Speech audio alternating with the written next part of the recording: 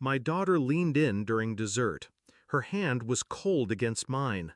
"Mom," she whispered, "we need to leave. Now." Her voice trembled, but her eyes didn't. I blanked. What happened?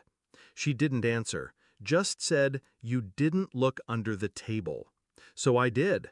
And that's when everything snapped into place. Beneath the lace tablecloth, tucked against my brother's polished dress shoe, was a phone.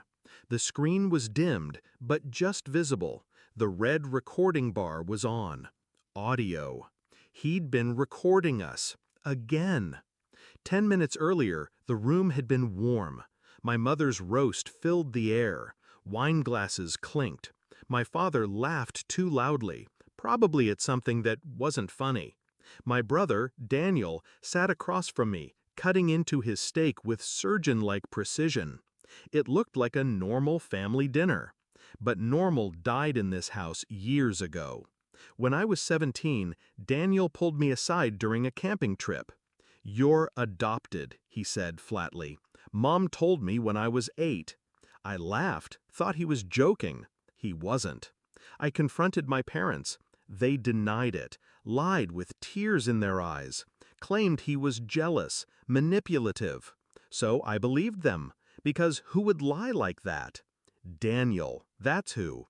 He always wanted power, control, the kind of control that twists the truth just enough to make people doubt their own memories, especially mine.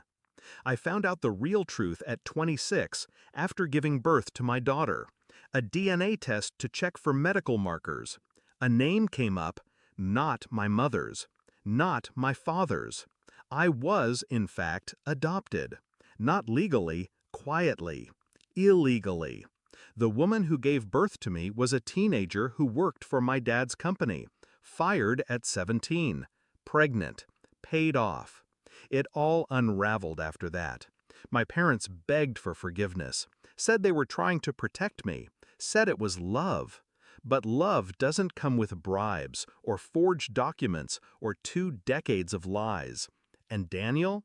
He just smiled, like he'd won. Over the next few years, Daniel got rich off lies.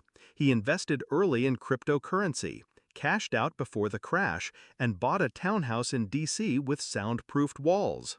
No wife, no kids, just secrets. And leverage. He started recording family conversations, edited them, took clips out of context, used them to blackmail relatives for favors, money, silence. My parents knew. They let him because they feared him. And I became the target again. Only this time, he wanted more than emotional chaos. He wanted my daughter. Claire is 22 now, smart, quiet, brilliant in ways Daniel could never understand. She noticed the first time, at Thanksgiving. Her voice on a podcast spliced into a political rant she never recorded. Daniel's voice wasn't in it, but his watermark was. That's when she started watching him.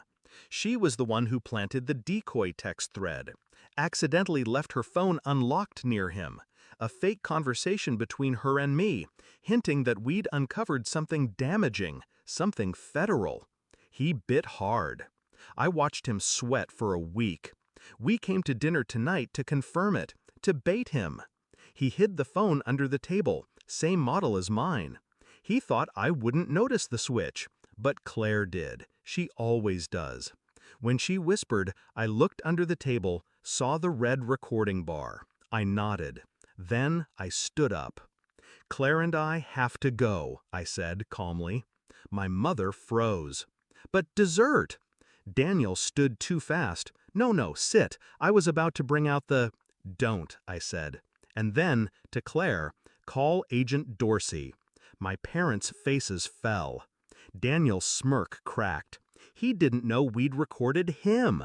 He didn't know the SD card in Claire's pendant held 3 months of audio. Him coercing my father, threatening my mother, laughing about what he did to Rachel, our cousin, back in 2009. That last one was the nail in the coffin. She finally came forward, swore an affidavit, said she'd testify. Daniel was arrested the next morning. Wiretapping, extortion, sexual coercion, digital manipulation. The list was long. My parents called us 30 times that day. My mother left voicemails sobbing. My father begged for mercy. They weren't crying for justice. They were crying because the Dolden sun was gone and their web of lies had collapsed. Claire and I moved to Boston 2 months later. Smaller place, colder winters, warmer silence. She plays piano again. I sleep through the night. I don't miss the family dinners. Some people say justice is about courts and sentences, but for me, it was this. Walking out of that house with my daughter beside me, her eyes clear, my spine straight, and finally, no one watching from under the table.